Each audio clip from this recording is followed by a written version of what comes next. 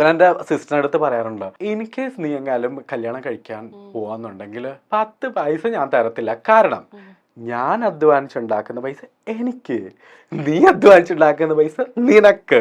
അത് ഗിഫ്റ്റ് എന്നുള്ള രീതിയിൽ ഒരു അനിയത്തി കുട്ടിക്ക് എന്തെങ്കിലും ഒന്ന് വാങ്ങിച്ചു കൊടുക്കുക. അവള് ചോദിച്ചത് എൻ്റെ അടുത്ത് കിയയുടെ കാറാണ്.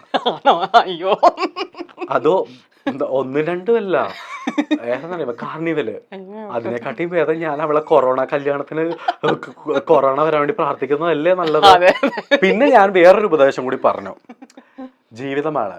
ഓക്കെ, മേ ബി കല്യാണം കഴിക്കുമ്പോഴത്തേക്കായിരിക്കാം മറ്റേ ശരിക്കുള്ള സ്വഭാവമൊക്കെ പുറത്ത് വരുന്നത്. ആരായിട്ടും ഞാൻ മുന്നേ കുറെ നാൾക്ക് മുന്നേ പറഞ്ഞ കേട്ടോ. അപ്പം ചിലപ്പം may be you will get divorce, but it's okay. ഒരിക്കലും അവിടെ പോയിസൺ വാങ്ങിക്കണൊക്കെ തൂങ്ങിച്ച് അവനെ നടക്കണ്ട, നേരെ വീട്ടിലേക്ക് വരൂ.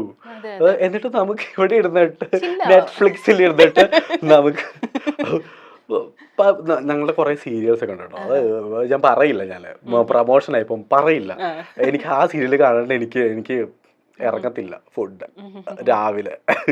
സീരിയലൊക്കെ കാണുന്ന ഞാൻ സീരിയലൊക്കെ കാണാൻ എനിക്ക് ഭയങ്കര ഇഷ്ടമാണ്.